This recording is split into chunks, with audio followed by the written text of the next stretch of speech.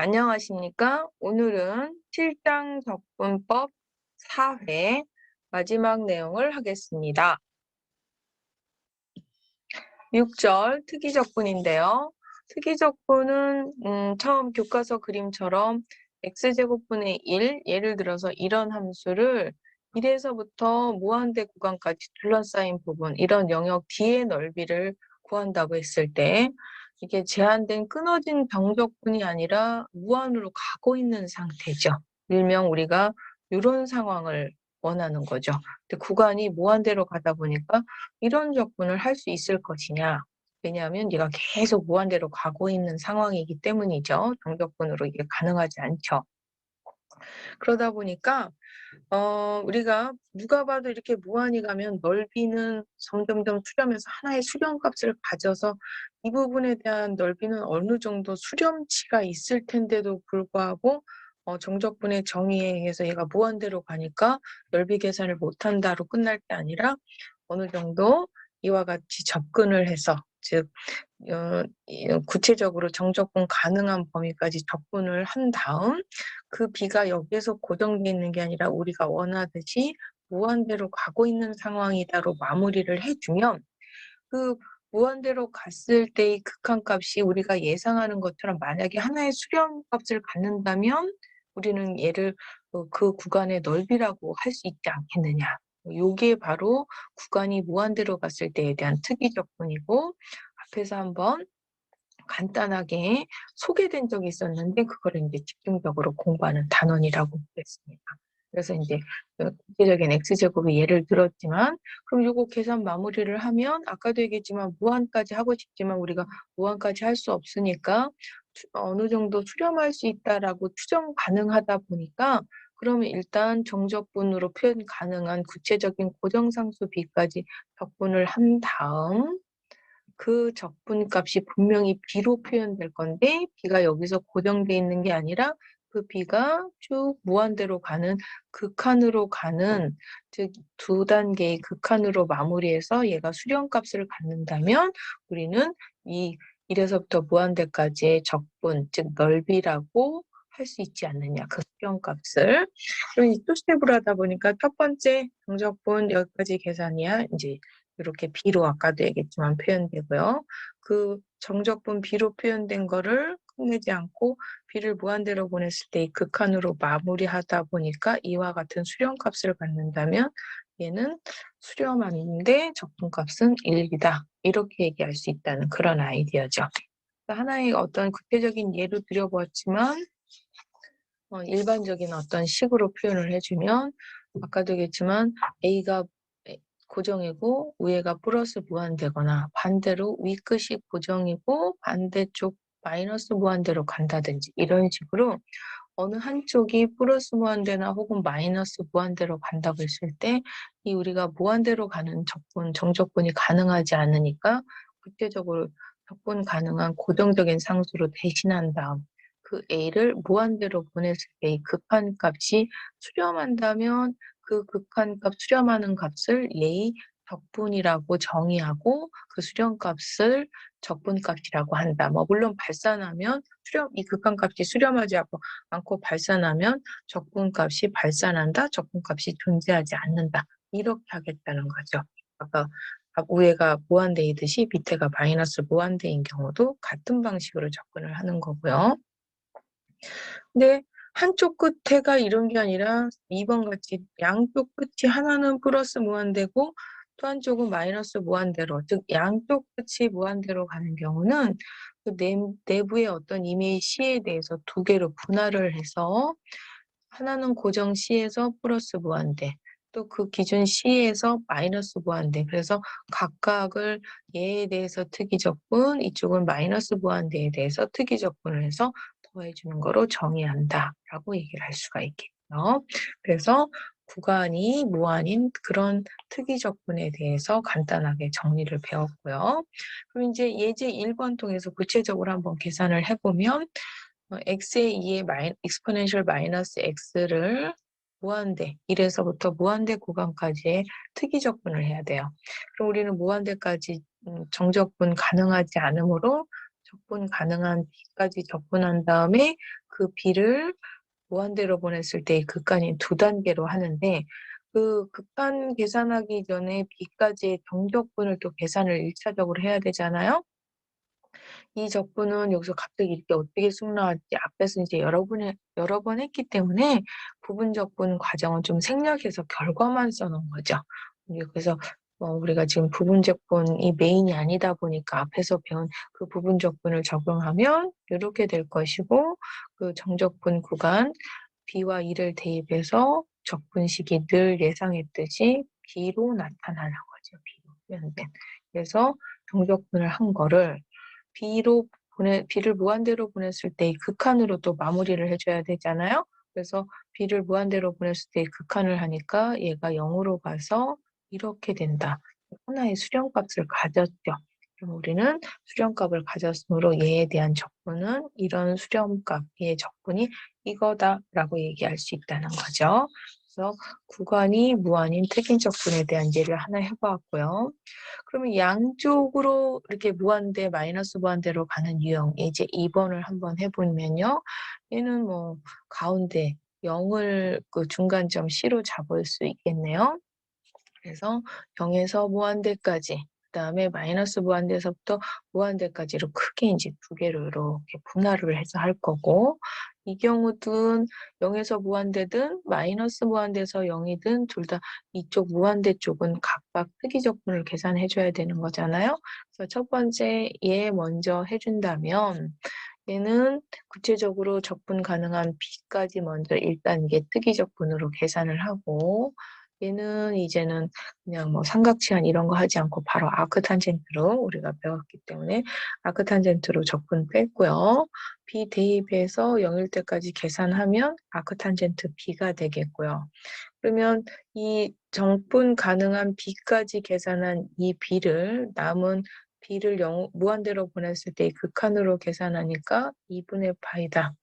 사실은 이 부분도 수업 시간에 설명하면 가끔 또 왜 이게 2분의 파이예요 하는 학생들이 있어서 조금 오래된 것 같아서 간단하게 그림을 설명해드리면 아크탄젠트 그림이 어떻게 됐어요? 이렇게 됐었죠? 그럼 얘가 어디로 가냐면 정근선 여기가 2분의 파이 이렇게 되고 뭐 밑에 쪽은 마이너스 2분의 파이 그림이 됐단 말이에요. 그러면 b를 즉 아크탄젠트에서 얘를 무한대로 가면 함수값은 2분의 파이라는 수렴값을 갖죠. 그래서 얘가 2분의 파이가 돼서 이 부분 파트가 2분의 파이고 얘도 방식은 똑같아서 똑같은 방법으로 하면 2분의 파이다 해서 더하면 이제 결론은 파이다인데 방식이 똑같다 해서 생략하는 경우도 있지만 이 같은 경우는 그래프 자체가 여러분이 어떤 그래프였냐면 이런 곡선이었었죠. 그래서 이 곡선은 오함수로 y축 대칭 그래프였어요. 뭐 그림을 몰라도 식으로만 봐도 오함수로서 y축 대칭이기 때문에 똑같이 이 넓이가 똑같으니까 처음부터 이거에 몇 배로 접근해도 되냐면 2배로 접근해도 되겠죠? 그래서 2분의 파이의 2배에서 파이로 가셔도 된다고 볼 수가 있겠습니다. 그다음에 이제 3번은요. x분의 1에 대해서 특이적분을 1에서부터 무한대까지 해보아라. 그러면은 이 무한대까지를 구체적인 적분 가능한 b까지 한 다음에 그 b를 무한대로 보내는 두 단계의 과정으로 적분을 마무리하죠.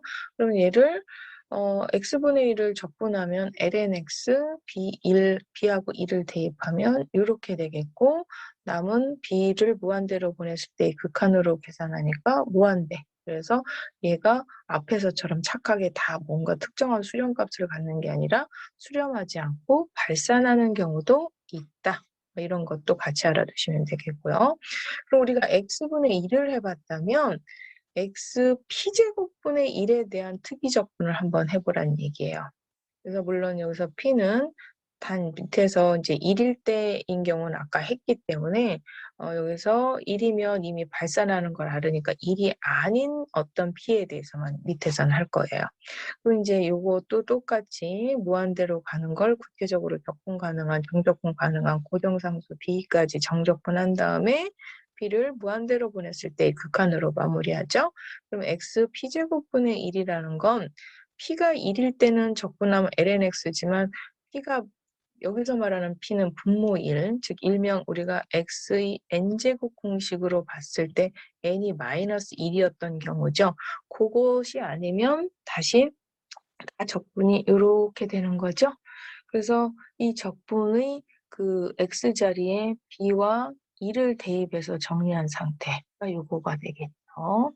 여기 x, 일명 저기에서는 x에 지금 -p제곱으로 대입해서 적분 공식에 대입한 거가 되겠습니다. 지금 여기는. 그러고서 b하고 1을 대입했죠.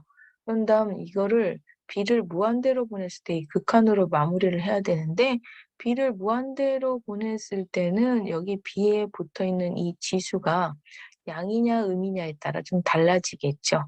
그래서 얘가 양이다. 이게 양이다. 그러면은 이게 무한대로 가죠. 예, 무한대로 가다 보니까 이게 발산일 수밖에 없고요. 얘가 0보다 작다. 그러면은 얘가 0보다 작다라고 하면은 이게 0으로 가니까 0으로 가다 보니까 요만큼만 남는 거죠. 네, 요만큼. 요만큼만 남다 보니까 이런 수렴값을 갖는다. 그래서 똑같은 어떤 특이 적분이지만 여기에 있는 이 P에 따라서 결국 얘가 양일 때라는 거는 P가 1보다 작을 때라는 얘기죠. 얘가 음일 때라는 건 P가 1보다 클 때라는 거죠. 그래서 그 P에 따라서 P가 1보다 작으면 이 특이 적분이 발산했고 P가 1보다 크면 특이 적분이 수렴했던 거예요. 그래서 수렴, 이 P가 1보다 크면 수렴, 그리고서 수렴 적분값은 이렇고 1보다 작으면 발산이라고 했지만 위에서는 이게 P가 1일 때가 발산이었던 거잖아요. 그것까지 같이 묶어서 P가 1보다 같거나 작으면 발산이다. 이런 얘기를 하는 거죠. 그러면 3번, 4번은 다른 문제 같은데 4번의 답에서 굳이 억지스럽게 3번 P가 1일 때의 발산까지 묶어준 이유, 그만큼 중요한 얘기인데요. 사실 이게. 그래서 우리는 지금 여기를 이 문제를 특이적분 관점에서 단순히 이게 수렴할 수 같은 거지만 이 P 상수에 따라 이렇게 상수가 적분이 수렴할 수도 있고 발산할 수도 있구나. 로 끝나는 게 아니라 뒤에 다음 챕터에서 여러분이 이제 급수를 배우거든요. 급수에서 얘가 그 유명한 P급수랑 연결이 돼요.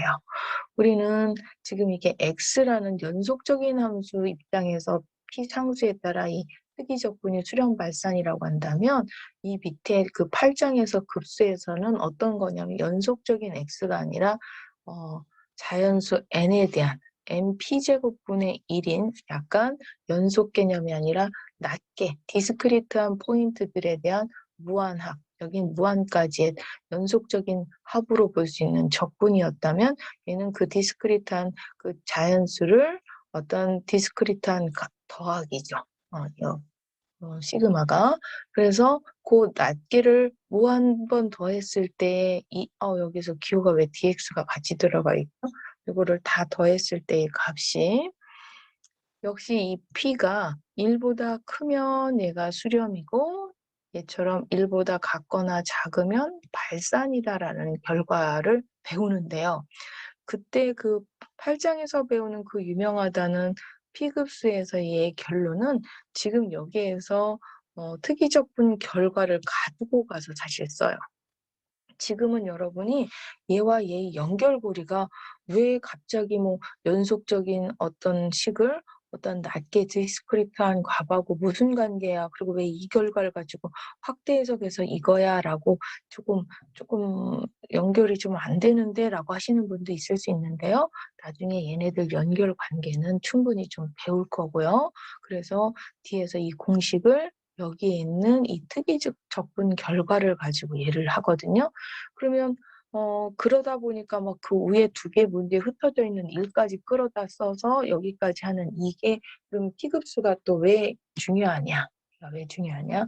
여기서 말하는 P가 1일 때라는 건 이걸 의미해요. 이걸 의미하고요. 그 얘기는 여러분이 흔히 볼 만한 1, 2분의 1, 3분의 1 이렇게 K분의 1. 그러면 누가 봐도 무한 번 더한다고 해봐야 거의 0에 가까운 값을 더해요. 그럼 나중에는 말이 무한이지 거의 0에 가까워서 더한 거나 안 더한 거나 똑같아서 더해봤자 어떤 하나의 수렴값을 가질 것 같은데 중요한 건 결론은 발산이라고 알려주는 거예요. 여기에 있는 이 P급수라는 공식이. 1과 같거나 작을 때는 이 급수는 발산이라는 뜻이거든요. 그럼 1보다 작은 거 중에 그럼 2분의 1, 즉 이 P가 여기서 2분의 1일 때는 루트 n분의 1이거든요. 그래서 1 플러스 루트 2분의 1 플러스 루트 3분의 1 이렇게 쭉 이것도 아까 얘랑 유형은 비슷해요. 그래서 거의 무한으로 갔을 때 얘하고의 차이는 있지만 거의 0에 가깝거든요. 누가 봐도 수렴할 것 같은데 얘도 발산이라고 알려주는 거예요. 그러면 우리의 이론적으로 그냥 추정했을 때 발산이 아니라 수렴할 것 같을 때의 수렴은 P가 1보다 큰, 예를 들어서 2다.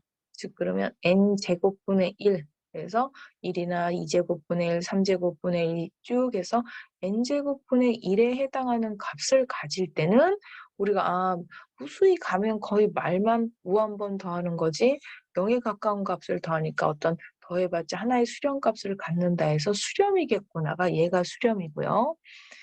자주 마주치는 어떤 패턴식이 지금처럼 n분의 1 패턴, 그다음에 n제곱분의 1, 루트 n분의 1, 또 2분의 3제곱 패턴도 많이 봐요. 그래서 P가 2분의 3제곱 같은 경우, 즉 n 루트 n도 똑같은 어떤 패턴이지만 P가 1보다 크기 때문에 얘도 수렴한다 해서 그래서 이걸 그냥 기본 어떤 몇 급수에서 판단하는 기본 공식처럼 굉장히 많이 쓰거든요.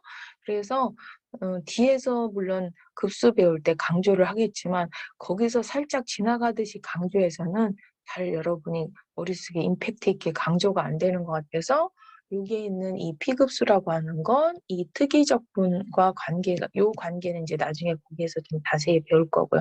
연결돼서 이거에 의해서 이렇게 나오고 그때의 P급수는 이거다. 미리 예습처럼 한번 강조 한번 해드렸습니다. 그다음에 이제 특이적분 유형에는 꼭 그렇게 구간이 무한대로 가는 경우도 있지만 함수값이 무한대로 가는 경우, 즉 함수값이 무한대로 가는 경우는 우리가 일명 유계가 아닌 거죠. 우리가 적분 가능성 처음에 적분하면서 했었어요. 그래서 적분은 언제 가능하다고 했냐면 유계일 때라고 했어요. 즉 지금처럼 함수값이 무한대로 갈 때가 아닌 유계일 때 적분 가능하다고 했는데 얘는 유계가 아니죠. 즉 무한대로 가는 경우죠. 그럴 때 특이적분을 한번 접근해서 하면 어떻게 되는 거냐면 예를 들면 양 끝점 중에 시작하는 A점에서 예를 들어 함수값이 무한대나 마이너스 무한대, 로그 같은 경우가 그렇죠. ln 같은 경우 0에서 마이너스 무한대로 가는 그런 경우들이죠. 이런 경우에 연속이고 그다음에 끝점에서 유계가 아닌 경우에 그 0 주변 혹은 그 C 주변에 직접 우리가 0일 때 적분을 못하는 거를 즉 A일 때 적분하지 못하는 요 포인트를 0을 혹은 A를 대입하는 게 아니라 그 이전 포인트 즉 구체적으로 적분 가능한 C 포인트까지 정적분을 한 다음에 그 C가 원래의 A로 가되 A의 우극한으로 왜냐하면 구간이 지금 A와 그다음에 B가 있는데 B는 문제가 안 되지만 A까지 적분이 못 돼서 이렇게 따라가는 거잖아요. 그래서 A 이전에 어떤 구체적으로 그래도 무한대로 가지 않는 적분 가능한 C까지 적분을 한 다음에 그 C를 어디로 보낼 거냐면 A로 보내는 거잖아요. 그러면 A 중에 자극하는 지금 주체지구 A의 우극한 그 극한값이 즉 그 이전 C까지 적분한 다음에 그 C가 A의 우극한으로 갈 때의 극한값이 수렴한다면 걔를 A까지의 적분이라고 할 수 있지 않겠느냐. 수렴한다면. 물론 발산한다면 적분값은 없는 거죠. 그래서 함수값이 유계가 아닌 경우에 대한 적분을 이렇게 정의를 했죠. 그럼 반대쪽, B쪽에서도 물론 무한대로 가거나 마이너스 무한대로 가는 경우도 발생할 수 있잖아요. 얘도 방법은 똑같이 구체적으로 예를 들어서 이번에는 A는 문제가 안 되는데 B 부분에 무한대나 마이너스 무한대로 가더라. 그럼 B 이전에 구체적으로 뭐 C까지 접근해서 정적분을 계산한 다음에 그 C를 B에 이번에는 자극한으로 보내주면 되는 거죠. 그런 방식으로 해서 그 극한값을 계산했을 때 그 극한값이 수렴값을 갖는다면 우리는 그거를 A에서부터 B까지의 적분으로 쓸 수 있지 않겠느냐. 이런 게 함수가 유계가 아닌, 즉 함수값이 플러스나 마이너스 무한대로 가는 거에 대한 특이적분이라고 보시면 되겠고요. 지금처럼 이렇게 양 끝점에만 이런 특이점이 있는 게 아니라, 특이한 경우가 있는 게 아니라 내부에 있을 수도 있죠. A와 B 사이 내부에. 그럼 A와 B 사이 내부에 어떤 C에서, 지금 뭐 예를 들면 x분의 1 같은 경우 마이너스 1에서 1 사이에 0, 이런 데서 플러스 마이너스 무한대로 갈 수가 있잖아요. 그럴 때는 1차적으로 적분 구간을 A에서 C까지, C에서 B까지로 분할을 한 다음에 이쪽 C에서 발생하는 이쪽 무한대로 갈 때의 특이 적분에 해당하는 위에서 썼던 한쪽 끝점이 유계인 경우에 대한 그 방식을 쓰고, 또 두 번째 C에서 B까지는 이쪽 시작점이다. 그럼 시작점에 해당하는 이쪽에서 끝점이 유계가 아닌 특이 적분 방법을 각각 써서, 즉 각각을 쓰는 거죠. 각각을 이쪽에 대해서. 각각에 대해서 특이 적분을 해서 둘 다 수렴해서 이 전체 결과가 수렴값을 가지면 우리는 A에서부터 B까지의 적분이라고 할 수 있지 않느냐. 그렇지 않으면 뭐 물론 당연히 발산이겠죠. 여기 있는 내용은 그런 내용이 되겠습니다. 그래서 유계가 아닌, 즉 특이 적분의 경우에 대한 내용을 정리해 봤고요. 그거에 관련된 예제들을 한번 살펴보겠습니다. 예제 5번이요. 이 함수, 요 정도 그 단순 정적분으로 봤을 때 아무 문제가 없지만 누가 봐도 x가 3일 때 어떻게 돼요? 얘가 3으로 갈 때 함수값이 무한대로 가는 상황이 되는 거죠. 그래서 얘는 3일 때에 얘 그냥 우리가 앞에서 적분하듯이 하면 안 되죠. 3일 때 무한대로 가니까 얘는 특이적분으로 적분을 해야 돼요. 근데 여러분이 가끔 얘를 특이적분인지 모르고 그냥 여러분이 고등학교 때 정적분 하듯이 계산해서 숫자를 딱 대입해가지고 답이 맞을 때도 사실 있어요. 맞을 때도 있는데요. 여기에서 똑같은 이 문제를 냈을 때 답은 똑같이 6인데 특이적분으로 하지 않고 특이적분인지 모르고 그냥 고등학교 때 정적분 계산하듯이 계산하면 답이 틀린다고 그렇게 얘기를 하면서 시험 문제 아주 간단한 문제가 나가지만 여러분이 고등학교 때 정적분보다 더 쉬운 문제가 나왔네 하는 문제지만 걔는 그냥 적적분으로 풀면 안 되고 특이적분, 즉 이렇게 함수값이 플러스나 마이너스로 무한대로 가서 판단해서 얘는 정적분으로 풀 수 없고 특이적분으로 풀어야 된다로 꼭 시험 문제 낸다고 하는데도 불구하고 시험 문제에 보면 5%도 못 맞춰요. 왜냐하면 너무 쉽게 그냥 간단한 문제니까 왜 이렇게 간단한 문제를 냈지? 막 거기서 그냥 고등학교처럼 풀어요. 그럼 답은 똑같이 6이 나옵니다. 근데 그건 틀린 거죠. 그럼 이제 다시 본론으로 들어가서요. 그래서 3일 때 무한대로 가니까 특이적분을 해서 3으로 적분하면 안 되고 3 이전에 어떤 A로 적분한 다음에 A를 어떻게 돼요? 3의 우극한으로 보내야 되는 거죠. 이제 얘 적분은 이렇게 될 것이고 구간을 12에서 3이 아니라 적분 그 이전에 가능한 A 포인트로 해서 A식으로 표현된 다음에 A에 대한 극한으로 이렇게 마무리를 해야 되는 거예요. 그래서 이제 이렇게 주의하셔서 꼭 특이적분으로 풀어야 된다. 그래서 여러분이 이제 정적분을 풀 때는 겁 없이 그냥 정적분 계산되고 숫자 대입하면 답이 나온다고 해서 푸는 게 아니라 이 적분해야 될 이 피적분 함수가 이 구간 안에 플러스나 혹은 마이너스 무한대로 가는 구간 포인트는 없는지를 꼭 확인하셔야 돼요. 그래서 예제 6번 보시면 이거 x분의 1 이거 적분 암산 수준으로 가능하죠. 근데 어떻게 해야 돼요? 요 구간 안에 얘가 플러스나 마이너스 무한대로 가는 부분은 없는가 보니까 있는 거죠. x가 2에서 일명 좀 전문 용어로 유계가 아니므로, 즉 무한대로 감으로 얘는 특이적분으로 해야 되죠. 그러면 이제 2를 중심으로 그 내부 포인트에 있잖아요. 그러면 이제 0에서 2까지와 2에서 5까지 두 개로 분할해서 해야 되고요. 0에서 2까지만 먼저 계산할 때는 이 2가 문제였기 때문에 그 0은 상관없지만 2로 접근하는 게 아니라 B로 접근한 다음에 그 B를 2에 이번에는 왼쪽에서 접근하는 쪽으로 가져야 되죠. 자극반으로.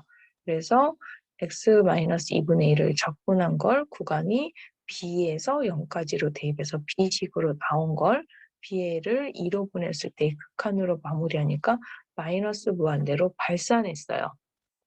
그래서 얘는 사실은 원래는 이 계산을 두 개로 나누어서 결과 더해야 되는데 이 계산을 할 필요가 없는 거죠.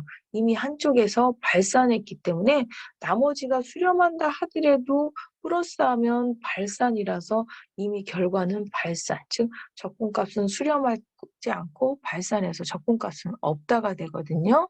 그래서 얘는 발산인데도 불구하고 가끔 학생들이 여기에서 대표적으로 범하는 오류를 한번 체크를 해보면요. 첫 번째 아까 얘기했듯이 대표적으로 가장 많이 하는 실수는 이게 특이적분으로 풀어야 되는지 아닌지 판단하지 않고 그냥 고등학교 때 성적분 배운 걸로 해서 숫자 대입해서 답을 그냥 이렇게 빼버리는 경우가 제일 많아요. 안 된다는 거고요. 여기에 지금 x가 2일 때 무한대로 가는 부분, 즉 유계가 아닌 부분을 체크해서 계산했어야 되고요. 또 요런 거는 조금 그나마 조금 특이적분인 건 아는데도 불구하고 이제 어떤 오류가 있느냐면 그래서 이쪽을 뭐 이 이전에 뭐 이 이후에 우리가 앞에서 보통 이제 뭐 C로 잡았던 포인트들을 이렇게 표현할 수도 있거든요. 그럼 이러다 보면 어떤 게 발생하냐면 ln 입실론 마이너스 ln 입실론이 나오는데 여기서 입실론이 지금 0의 오극한으로 가는 거야. 그럼 ln 값이 그 입실론이 지금 0의 오극한으로 가고 있으면 마이너스 무한대로 가거든요. 그럼 얘 마이너스 무한대. 얘도 마이너스 무한대까지는 좋은데요. 같은 식상에 동시에 계산하다 보니까 마이너스 무한대에다가 다시 마이너스 하니까 플러스 무한대에서 서로 지워지는 줄 알고, 즉 이걸로도 가기도 전에 ln 입실론과 마이너스 ln 입실론을 식으로 지워버리다 보니까 차라리 이렇게 분석해서 마이너스 무한대에 마이너스 무한대라서 플러스 무한대 마이너스 무한대다. 이렇게 판단이라도 해서 그럼 이거는 판단 불능 상태네라까지 오면 다행인데 보통은 이렇게 풀면 서로 지워버려서 아까처럼 이렇게 어떤 수렴값을 갖는 것처럼 판단하는 경우도 있거든요. 이렇게 돼도 안 된다는 얘기예요. 그래서 가장 많이 접하는 오류라서 한번 여러분이 이제 확인해 주시면 되겠고요. 이제 7번 같은 경우는 lnx를 x축, y축으로 둘러싸인 도형의 면적, 그 부분이죠. 그림으로 그려놓은 거. 면적을 구하랬으니까 얘를 0에서부터 1까지 적분한 다음에 여기가 지금 1일 거니까요. 적분한 다음에 마이너스를 붙여줘야 돼서 이렇게. 근데 문제는 1일 때가 문제가 아니라 0일 때가 이거 적분이 불가능한 마이너스 무한대로 가는 중이잖아요. 그래서 여기서 특이 적분을 해야 돼서 0 이전에 어떤 A 포인트로 접근을 한 다음에 그 A를 0에 어디로 보내야 돼요? 오극한으로. 이게 오극한으로 이렇게 보내는 거죠. 그래서 두 단계로. 그래서 1차적으로 lnx 적분. 물론 lnx 적분 공식은 아닌데 부분 적분으로 계산한 건데 여기서 핵심 내용은 부분 적분이 아니므로 부분 적분했던 과정은 계산 스케치로 생략돼 있고요. 물론 일부 어떤 학생은 사실은 lnx 정도는 거의 공식처럼 부분 적분을 통으로 해서 이렇게 쓰는 학생들도 있지만 안 되면 여기는 부분 적분 하셔야 되고요. 그래서 부분 적분에서 1과 a를 대입한 다음에 이제 극한으로 마무리를 하다 보면 여기에서 a가 얘는 0으로 가고 얘는 어디로 가요? 얘는 마이너스 무한대로 가는 거죠. 0 곱하기 무한대 꼴이니까 우리가 판단할 수 없다로 바꾸는 게 아니라 여기서 로피탈 정리 썼었어요. 그래서 뭐 a분의 1의 lnA에서 로피탈 정리 다시 한번 쓰니까 어떤 하나의 수렴값을 갖는 거죠. 그러다 보니까 얘는 값은 1이다. 이렇게 나오는 거죠. 수렴값 얘가 로피탈 정리 0으로 가잖아요. 그래서 1이다. 이렇게 되는 거고. 그래서 기본적인 특이적분, 즉 구간이 무한대인 유형과 그 다음에 함수값이 무한대의 유형에 대한 특이적분 타입을 다 해봤고요. 그 다음에 특이적분으로 수렴 판정하는 방법이 나왔어요. 그래서 특히 이제 비교 판정법이라고 해서 어떤 경우냐면 두 함수가 내가 고려하는 x 이상에서 항상 이런 부동호 관계가 성립한다면 늘 그러하듯이 그 a 이상에서의 적분값, 즉 a에서부터 무한대까지 f 함수에 적분하고 그 다음에 a에서부터 무한대까지 g죠. g함수의 적분에 대한 부동호 관계가 항상 유지될 수밖에 없겠죠. 이런 어떤 보조식 하나를 딱 놓고 보면 예를 들어서 이쪽이 뭔가 뭐 특이적분이긴 하지만 극한으로 마무리를 계산해서 한 이 적분 결과값이 수렴한다면 얘보다 작았던 얘도 뭐일 수밖에 없다? 당연히 수렴할 수밖에 없고 둘 중에 작은 이쪽이 수렴 발산을 판단해 봤더니 발산이라면 얘보다 큰 얘도 발산할 수밖에 없다. 이런 얘기가 되겠습니다. 그래서 기호로만 보면 갑자기 이게 무슨 말 뜻인지 잘 이해 못 하시는 분이 있는데 요거에 해당하는 어떤 보조식 이거 하나 보면 굉장히 지극히 단순한 내용에 해당하는 거죠. 예제 8번을 요걸 이용해서 한번 해보면 우리가 익스포넨셜 x제곱 지난 시간에도 했는데 사실은 부정적분으로 봤을 때의 적분이 불가능한 함수였어요. 대수적으로. 테일러 급수를 이용하지 않는 불가능한 함수를 그거를 특이적분 0에서 무한대까지 하래요. 그럼 우리가 이거 직접 특이적분은 둘째치고 부정적분이 안 되니까 안 된다, 적분을 못한다가 아니라 지금처럼 비교 판정법을 하기 위해서 이 함수보다 크거나 혹은 작은 함수의 어떤 도움을 받으려고 해요. 판단하는데. 그럼 얘보다 크고 작은 함수를 갑자기 이렇게 뜩 찾기 힘들어서 보조식으로 2의 마이너스 x제곱은 이거 넘어가면 항상 0보다 같거나 크다라는 이런 어떤 관계식을 이용해서 얘보다 큰 식을 하나 찾았고요. 그러면 당연히 이거에 대한 특이적분값은 얘의 특이적분보다 같거나 작다라서 얘로 먼저 판단을 하려고 하는 거예요. 얘 특이적분 판단하니까 이 앞에서 배웠던 구간 무한대인 특이적분 두 단계로 고정 b까지 적분한 다음에 무한대로 보내서 계산하니까 무한대 극한값이 수렴값 2분의 익스포넨셜 값을 갖는 거죠. 즉 이와 같이 수렴값을 갖는다면 그보다 작았던 얘값, 즉 얘죠. 얘도 뭐 할 수밖에 없다. 수렴할 수 있을 뿐만 아니라 2분의 익스포넨셜 값보다는 더 작은 값으로 수렴한다는 걸 알 수 있는 거죠. 그래서 비교해서 특이적분으로 비교 판정법을 이용해서 수렴 발산 여부를 판단해 봤고요. 교과서 본문이 그 정도인데 사실은 이제 다음에 8장 내용하고도 좀 연결된 것 같아서 제가 여기에 연습 문제 및 제가 몇 개의 문제를 좀 만들어 봤거든요. 일단 교과서 연습 문제부터 보면 연습 문제 1번에 5번에 이 수렴성을 확인하라는 문제가 있어요. 그럼 어떻게 됐어요? 우리가 수렴성을 확인할 때 비교 판정법 마지막에 했던 거 있잖아요. 그러면은 이거보다 크고 작은 수열을 비교할 때 여기 분자 불편한 2를 빼면 x제곱분의 1과 이런 부등호 관계가 성립하는 거 당연하죠. 분모가 더 작아지니까 전체식은 커지죠. 그럼 이런 부등호 관계가 성립하면 얘는 그 적분에도 부등호 관계가 이렇게 무한대라도 해도 특이적분도 부등호 관계가 유지되겠죠? 근데 얘는 조금 전에 앞에서 P급수에서 수렴한다고 이미 했어요. P가 1보다 클 텐데 2니까 수렴하죠. 그래서 얘는 수렴한다로 끝날 수 있고요. 방법 2는요. 사실은 교과서 연습 문제는 그냥 수렴 발산만 판단하라고 했기 때문에 이렇게만 판단해도 되는데 이 문제는 수렴 발산을 떠나서 구체적으로 계산까지 가능해요. 그래서 얘 자체의 특이적분 값을 계산한다고 한다면 무한대 구간인 거를 구체적인 A까지 A를 무한대로 보내는 두 단계의 과정을 계산하면 첫 번째 A까지의 정적분은 이 적분은 아크탄젠트 값으로 바뀌니까 1에서부터 A까지 해서 A식으로 표현하면 이렇게 되겠고요. 그 A로 표현된 거를 극한으로 마무리하면 지난번에 아크탄젠트의 무한대로 갔을 때 극한값은 이제 그림으로 확인해 줬으니까 이렇게 되겠죠. 4분의 100. 그래서 수렴 발산 정도가 아니라 값을 구하라 그러면 두 번째 방법으로 보시면 되겠고요.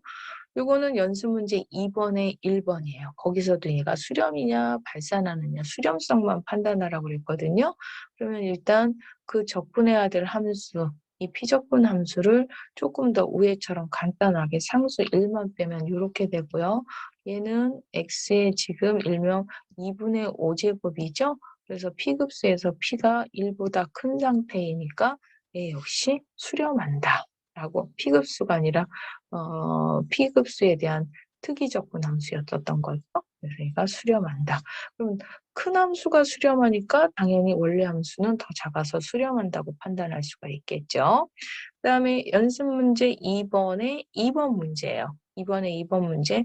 이것도 뭐 얘는 지금 그나마 상수 2를 빼면 되지만 코사인 x제곱까지 붙어서 사실은 얘는 특이적분 이 무한대가 문제가 아니라 이 자체 정적분 자체가 계산이 거의 불가능한 수준의 함수잖아요. 그러다 보니까 이 수렴성을 할 때 비교 판정법을 쓸 때 코사인 제곱 x를 불편한 걸 뭔가 정리를 해서 코사인은 어느 구간에서든지 절대값이 제곱을 하더라도 1보다 같거나 작으므로 코사인 자체뿐만 아니라 제곱이 1보다 작으니까 이런 부등호식을 하나 찾을 수 있고 더군다나 여기 1도 빼주면 2분의 3제곱분의 1보다 작다라고 얘기를 할 수 있으며 아까도 얘기한 이 P가 지금 1보다 큰 상태이므로 P급수 적분 판정법에 의해서 수렴한다라고 이미 계산했어요. 얘가 수렴하니까 걔보다 더 작았던 얘도 수렴할 수밖에 없겠죠. 그래서 예제까지 한번 해보았고요. 그 다음은 제가 조금 교과서 말고 간단하게 그 관련된 예를 한번 만들어 봤는데요.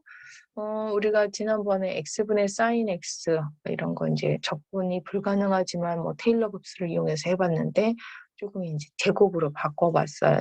x제곱에 sin제곱 x 이런 것들은 특히 특이적분으로 무한대 구간까지 했을 때 이게 수렴하느냐 발산하느냐 그러면 아까 코사인도 그렇지만 코사인 제곱조차도 전체 구간에서는 절대값이 1보다 같거나 크다는 사실을 이용하면 이렇게 표현될 수 있겠죠? 얘는 T급수에서 T가 1보다 크므로 얘 수렴한다. 얘가 수렴하니까 얘보다 작은 건 수렴. 물론 이 수렴과 발선이 뭔 의미가 있어라고 우선 아까 예를 들어서 방법이 요것처럼 수렴으로 끝나지 않고 만약에 구체적으로 계산해서 4분의 파이가 나오는 것도 아니고 얘네들은 사실은 계산을 테일러 급수까지 이용해서 굉장히 복잡하게 해야 되는데 수렴한다만 판단하는 게 뭔 의미가 있어 하겠지만 나중에 얘네들이 이제 급수로 가서 왜 수렴 발산만 판단하는 것도 의미가 있구나 뭐 나름 의미가 있고요. 물론 얘네들을 사실은 수렴한다면 수렴값까지 구한다는 건 불가능하진 않지만 지난번에 접근했던 그런 테일러 급수를 굉장히 복잡하게 계산해야 돼서 일단 수렴과 발산만 판단한다면 그렇게 된다는 거가 되겠습니다. 이제 2번은요. 얼핏 보면 굉장히 간단한 함수 같아요. 뭐 1 대신 0.1 정도. 문제는 0.1을 했을 때 얘가 우리가 앞에서 배웠던 어떤 삼각치안이나 아니면 아크 함수, 하이퍼블릭 함수 그런 함수들로 표현이 거의 불가능에 가까울 만큼 복잡한 상태의 식이라는 거죠. 그래서 얘네가 특이적분으로 갔을 때 수렴하느냐 발산하느냐 판단은 0.1을 과감하게 빼면 이 x분의 1이 되는 거잖아요. 이걸 빼면 x분의 1은 이것보다는 더 작은 상태죠. 분모가 더 커졌으니까 얘가 더 작아지는 거잖아요. 근데 우리가 앞에서 x분의 1은 이미 발산한다는 걸 알았어요. 특이적분이. 그래서 얘보다 얘가 더 작은데 얘가 발산이니까 큰 얘는 당연히 발산이다. 이렇게 수렴 발산 판단해서 할 수 있다는 얘기가 되겠죠. 그다음에 3번 예제 같은 경우는요. 제가 익스포네셜 함수 이런 함수 하나 집어넣어 봤어요. 근데 얘 수렴이냐 발산이냐 지금 조금 전에 만든 일들은 어떤 간단한 함수들의 어떤 크고 작은 비교만 가지고도 비교해서 비교 판정법으로 충분히 문제를 풀었던 거예요. 앞에 있는 어떤 비교 판정법으로. 근데 지금 3번 문제는 그렇게 뭐 비교할 만한 걸로 해서 판정할 수가 없어요. 그래서 여기에서는 이 문제를 풀기 위해서는 어떤 방법을 써야 되냐면 극한 비교 판정법이라는 걸 써야 돼요. 그래서 교과서에 연습 문제 간단하게 나왔을 텐데요. 극한 비교 판정법이라고 하는 건 두 함수가 뭐 A 이상이다. 뭐 내가 고려하는 구간에서 정의된 함수에서 양수함수라는 전제 조건 하에서 두 개의 B에 대한 극한값이 어떤 하나의 수렴값, 뭐 당연히 둘 다 양수함수였으니까 양수가 되겠죠. 이렇게 하나의 수렴값을 갖는다면 F쪽 함수에 대한 특이적분이 수렴하면 G쪽 함수의 특이적분도 수렴이고 F쪽 함수의 특이적분이 발산이었다면 G 함수의 특이적분도 발산이다. 즉 F와 G의 수렴 발산 여부가 똑같다는 얘기야. F가 수렴, G 수렴, G가 수렴이면 F 수렴, F가 발산이면 G도 발산. 이런 어떤 같은 어떤 특징을 갖는다는 거예요. 그래서 두 개가 내가 고려하는 A 이상의 구간에 둘 다 정의된 것 중에 일단 양수함수면서 그 B에 대한 극한값이 하나의 수렴값을 가질 때는 이 특이적분값이 같은 수렴 발산 여부를 갖는다는 게 극한 비교 판정법인데요.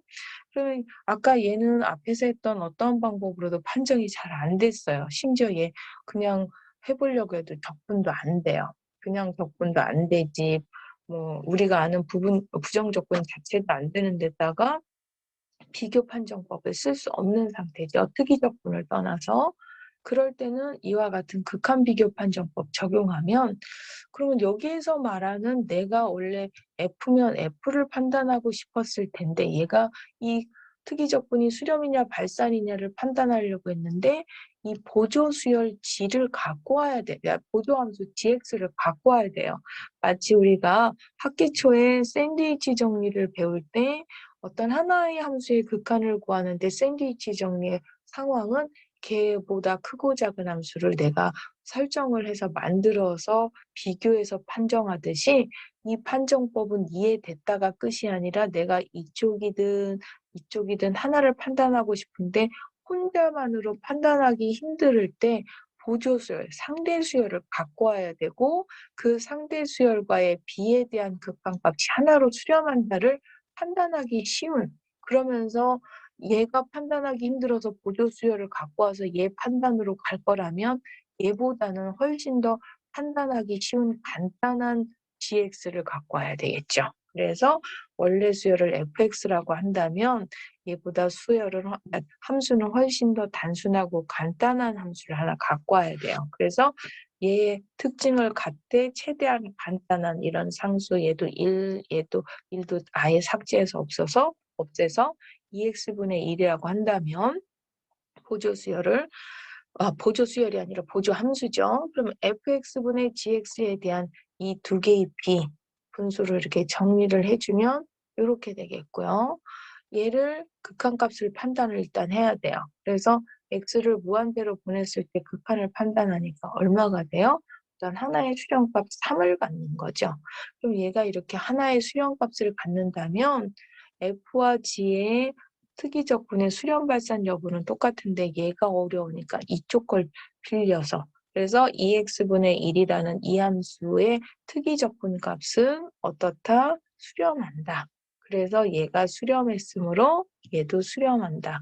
앞에서 우리가 안 해봤는데 여기서 큰 흐름 때문에 여기 계산 결과는 스케치는 생략했는데요. 이것도 앞에서 배운 방법처럼 구간이 무한대인 거에 대한 특이적분 계산을 해보면 수렴하거든요. 그래서 그 수렴한 걸 이용해서 얘가 수렴이다. 이런 식으로 판단한다는 것까지 알려드리고 싶어서 극한 비교 판단법 설명을 드렸고요. 그다음에 교과서 연습 문제 3번 한번 해볼까요? 3번은 오일러의 감마함수 좀 자주 나와요. 우리가 이렇게 특이적분을 배웠는데 이걸 어디다 쓰는지 잘 모르실 것 같아서 일부러 감마 함수에서 이렇게 특이적분들 나오는데 거기 예제 뭐 다 하는 것보다 조금 관심이 있을 만한 3번에 4, 5번만 제가 발췌를 했는데요. x가 0보다 큰 모든 구간에 대해서 이게 성립하고 정수에 대해서 이렇게 되는 걸 보여라. 1일 때는 제가 여기다 실으려다 조금 너무 좀 우리가 이런 일까지 계산해야 될 것 같아서 계산 넣었다가 좀 너무 양도 많고 그래서 뺐고요. x 플러스 1에 그 다음에 x에 대한 오일러 감마함수의 x배 되는 것만 먼저 확인해 보면요. 요식 정의에 의해서 이렇게 된 얘는 특이적분으로 정의됐으니까 이렇게 구체적인 b까지 정적분한 다음에 b를 무한대로 보냈을 때 극한으로 계산해야 되죠. 그런 다음에 여기 있는 정적분 계산할 때는 한꺼번에 안 되니까 부분적분으로 이 부분은 원형으로 얘를 미분형으로 해서 A 적분함수, A 미분함수 이렇게 잡아서 부분적분 계산을 마무리를 이렇게 한 거죠. 이렇게. 그러다 보면 여기에서 0과 b를 집어넣었을 때 계산 결과 그다음에 얘는 아직 적분을 한 번 더 해야 되니까 그대로 놔두고 이거에 대한 극한으로 이렇게 그냥 뺐어요.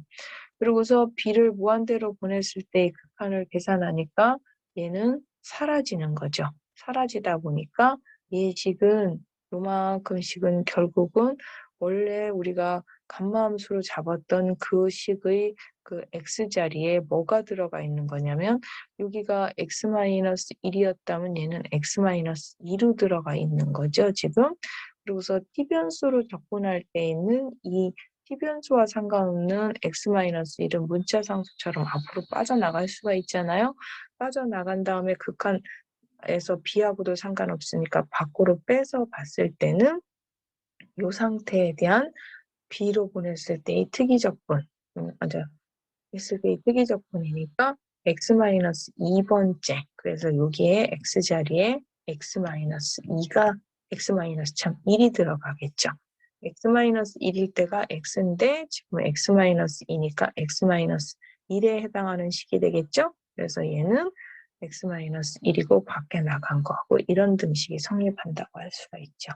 그래서 그러면 뭐 저는 이제 원래 있는 식을 또 뭐 x 플러스 1로 바꾸기 힘들어서 이렇게 했지만 x 플러스 1이었으면 얘가 x의 f 감마 x가 됐겠죠? 그래서 이거 성립하는 거에 정수 버전은 x에다 자연스럽게 정수를 대입해서 하면 뭐 n이고 그다음 또 n-1이고 이렇게 쭉 연쇄적으로 나오겠죠. n-2고 쭉 이렇게 해서 그걸 연쇄적으로 이렇게 하다 보면 1까지 곱해져서 당연히 n 팩토리얼이 되는 건 정수 버전은 쉽게 나오는 것 같아서 이거에 의해서 자연스럽게 나온 데서 그 과정은 좀 생략해서 안 썼고요.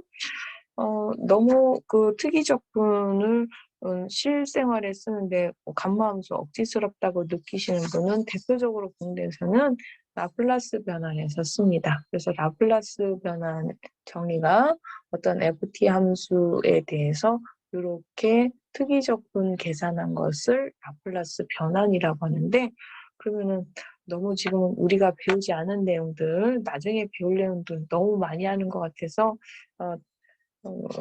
프리급수 때 여러분이 좀 힘드신 것 같아서 그냥 간단하게 이게 우리가 특이적분을 배우지만 이 특이적분은 나중에 라플라스 변환에서 이용되고 그거는 미분방정식 해를 구할 때 아주 결정적으로 자주 쓰는 공식처럼 쓰는 거라 그런데 활용된다 정도로만 가볍게 설명하고 문제는 언급하지 않겠습니다. 그럼 이제 지금까지 7장에 있는 내용을 다 공부했어요.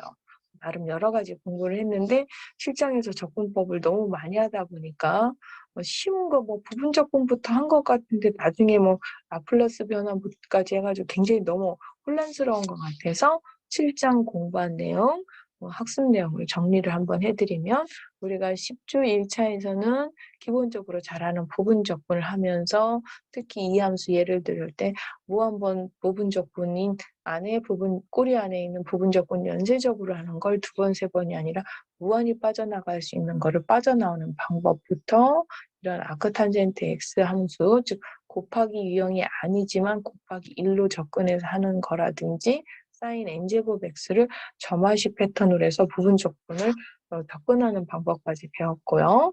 그 다음에 삼각함수의 적분 중에서 이제 삼각함수 사인과 코사인이 이와 같이 높은 차수일 때 또 걔네들이 둘 다 곱하기 묶음으로 좀 더 복합형으로 돼 있을 때 그래서 이 두 지수가 홀수일 때 홀수 중에 홀수 성분이 K가 홀수일 때는 얘가 홀수일 때는 상대방 코사인 함수를 우리가 치환을 하면 됐었고요. M쪽이 홀수가 됐을 때는 상대 함수인 사인 함수로 치환하면 되는 그런 상태로 치환으로 접근을 했었죠. 그렇지만 그 두 개의 차수의 합이 짝수일 때는 주로 반각을 썼지만 배각 공식도 쓰기 때문에 애우기 편하게 배반이라고 애우시면 조금 쉽다까지 설명을 했었고요.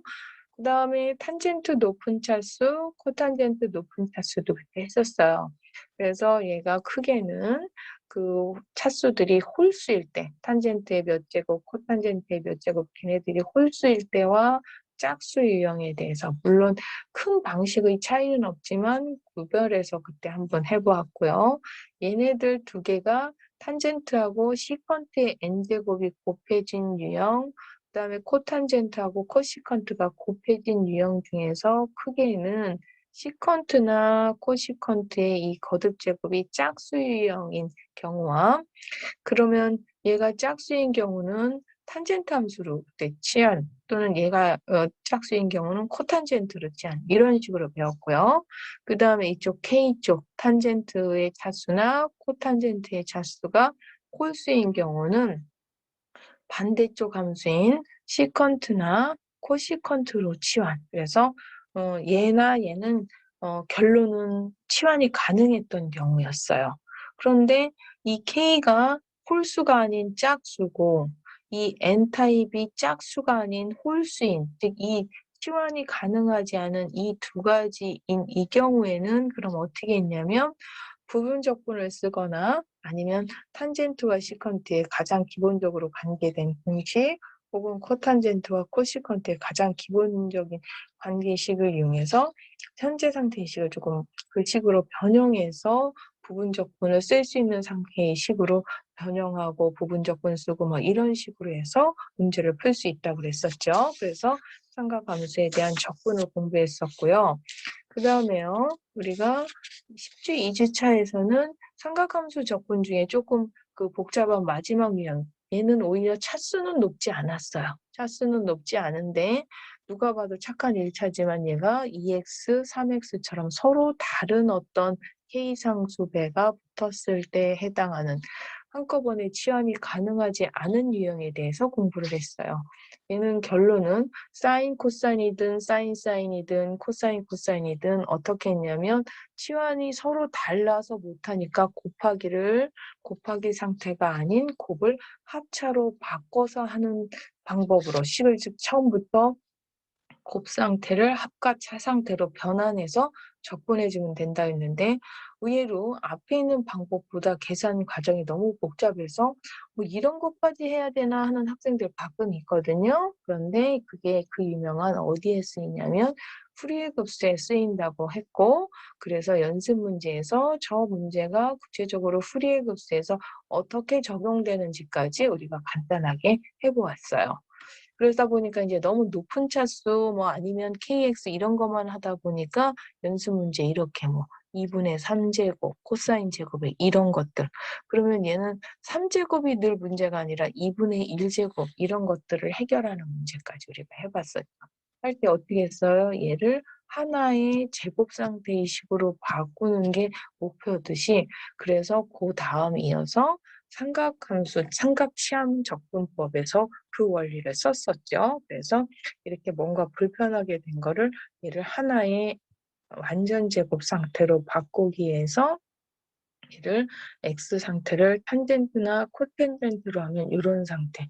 그러다 보면 얘는 이제 절대값 A로 빠져나와서 그 상황에 따라 플러스나 마이너스가 되면서 적분이 얼마든지 가능한 상태. 그래서 지금 대문자 X로 쓴 거는 얘가 얼마든지 X보다 더 복잡한 상태의 식으로 치환됐다고 치환된 유형까지 같이 이해시키려고 대문자 x를 썼고요. x제곱 플러스 1만 있는 게 아니라 x제곱 마이너스 1 유형 혹은 1 마이너스 x제곱 유형에 대해서 우리가 기본 원리는 루트에 이렇게 다 하나의 제곱 상태의식이 돼서 제곱과 제곱근이 풀어지는 논리로 이 식을 풀려면 x는 이 경우는 시컨트 코시컨트나 혹은 이 타입 같은 경우는 x를 사인이나 코사인으로 적용해서 풀어야 된다고 얘기를 했었죠. 그래서 그거에 관련된 삼각치환을 했지만 좀 너무 단순해서 연습 문제에서 꼭 그렇게 착하게 루트만 있는 게 아니라 아까 여기에서도 나왔지만 2분의 3제곱이 그냥 2분의 3제곱이 아니라 분모의 2분의 3제곱이 있거나 혹은 이런 유형 안에 EX 같은 거나 혹은 삼각함수는 너무 많이 해서 또 거기에서도 삼각함수 유형도 있었었죠. 그런 다음에 제곱에 다시 이게 그 2분의 3제곱만 있는 게 아니라 x제곱 플러스 1 유형의 분수도 모질라서 다시 제곱 뭐 이런 유형까지 우리가 다 문제를 풀어봤던 거예요.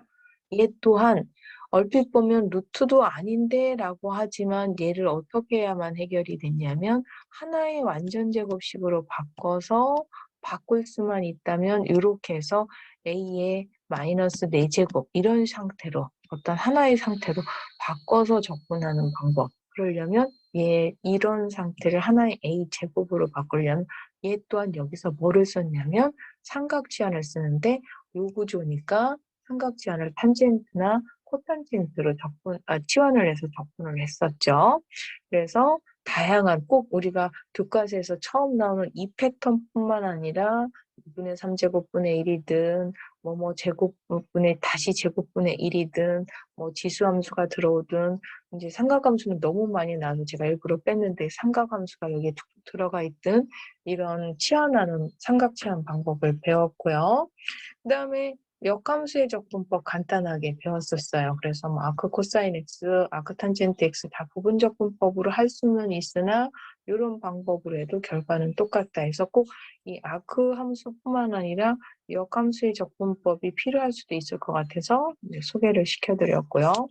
지난 시간에 11주 1차에서는 유리함수의 적분법, 기본은 x분의 1이 lnx라는 어떤 그 합성 버전인 fx분의 f'x, 즉 분자 분모가 미분 관계인 이런 적분은 ln 분모다. 이걸 유리함수 적분의 기본 어떤 베이스 공식이라고 보면 된다고 그랬죠. 그래서 어떤 분자 분모가 다항식일 때 이걸 적용하게 해서 분수 패턴을 분리하는 방법. 기본적으로 인수분해가 되는 1차가 반복적인 패턴부터 인수분해가 되지 않는 2차 상태 패턴, 그것도 물론 중복되는 패턴 1차, 2차에서 n차 중복되는 패턴까지 했었고요.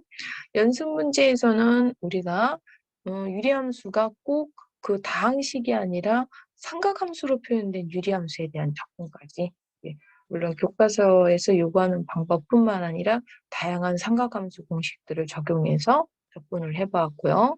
그 수준을 넘어가는 또 접근을 또 해봤죠. 그래서 그런 거는 테일러 급수를 이용해서 접근했어요. 그러고서 역삼각함수 얘네들 이런 것들 다 뭐로 테일러 급수로 접근한다까지 배운 게 지난 시간까지 배운 거고요. 오늘 내용은 정리하면 특이적분을 배웠죠. 특이적분을 어떻게 하는 거냐면 제한된 정적분이 아니라 구간이 무한대로 가는 이런 적분은 어떻게 접근할 것이냐. 그 이전에 구체적으로 접근 가능한 고정상수 B까지 접근한 다음에 그 B를 무한대로 보내는 방법이라든지 아니면 반대쪽 A쪽이 아니라 마이너스 무한대로 간다? 그럼 얘도 접근 가능한 구체적인 상수로 접근한 다음에 그 A를 마이너스 무한대로 보내는 구간이 무한대로 가는 특이 접근 방법은 이렇게 한다라고 했었어요. 양쪽 끝에 대해서. 물론 둘 다 동시에 마이너스 무한대와 무한대는 중간에 어떤 C라는 점을 연결고리를 해서 나눠서 각각 이 방법으로 쓰면 된다고까지 배웠죠.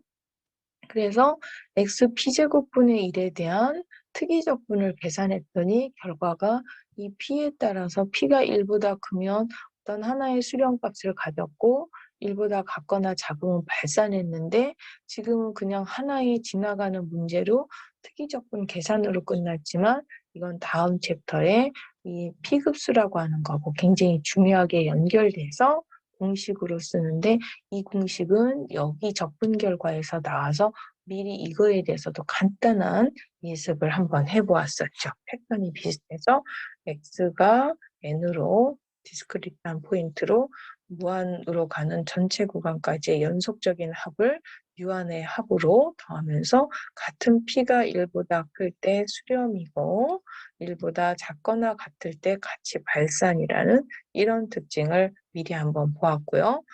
이제 구간 x가 무한대로 가는 특이적분을 했다면 함수값이 유계가 아닌, 즉 유계가 아니라는 거 무한대로 가는 함수값이 무한대인 경우에 특이적분. 그래서 만약에 적분 구간 안에 어떤 C라는 포인트에서 유계가 아니라면 그 유계 아닌 C 포인트를 기준으로 적분 구간을 분할한 다음에 C까지 적분하는 게 아니라 C 이전까지 적분한 다음에 C를 극한으로 또 여기도 이 C까지 적분이 안 되므로 그 이전까지 적분한 다음에 C를 극한으로 해서 계산하는 특이 적분 방법을 해보았죠, 오늘. 그 다음에 특이 적분을 이용해서 비교 판정법, 특이 적분에서 도함수 부동호 관계가 유지되면 특이 적분에서도 부동호 관계가 유지한다는 이런 걸 이용해서 이런 함수들이 특히 이런 함수 적분 불가능한 함수인데도 수렴한다, 발산한다들을 판단해 보았죠, 오늘. 그런 다음에 조금 그래도 비교 판정법은 쉬웠는데 극한 비교 판정은 조금 어려웠죠. 그래서 어떻게 했냐면 내가 어떤 함수의 수렴 발산을 판단하려 했는데 그 함수의 그 특이적분이 수렴이다 발산이다를 판단하는데 너무 어려운 거예요. 복잡한 거예요. 비교 판정법조차도 안 되는 거죠. 물론 당연히 그냥 기본적인 특이적분 계산 방식으로도 안 되는 건 당연하고요. 그랬을 때 어떤 다른 보조 수열의 수렴 발산 결과를 이용하고 싶다면 어떻게 해야 되냐면 얘는 수렴 발산 판단이 쉬운 어떤 지함수에 대해서 지함수하고 F함수의 극한을 계산해 봐야 돼요. 극한값이 어떤 하나의 수렴값을 가져야 되는데요. 너무 붙였었네요. 이게 하나의 수렴값 L을 가지면 물론 그 L은 그럼일 줄 알았으면 얘를 뺄 걸 그랬네요. 양수인 어떤 값을 가질 때 똑같이 얘가 수렴하고 얘 발산하면 이쪽도 수렴 발산한다는 게 조금 여러분한테는 어려웠지만 극한 비교 판정법이라는 것까지 배워서 우리가 판단하는 것까지 했어요. 그래서 조금 요 마지막 내용을 넣을까 말까 했는데 요거에 관련된 내용이 다음 8장에서 좀 유사한 어떤 판정법이 나오는데 미리 예습 겸 해볼 필요가 있을 것 같아서 조금 욕심내서 제가 극한 비교 판정법까지 해보았어요. 조금 어려웠을 수도 있으나 마지막까지 들어주시느라고 수고 많으셨고요. 이것으로써 7장 적분법은 끝났습니다. 그래서 끝까지 수업 들어주시느라고 수고 많으셨고요. 오늘 수업은 여기까지 하겠습니다. 수고하셨습니다.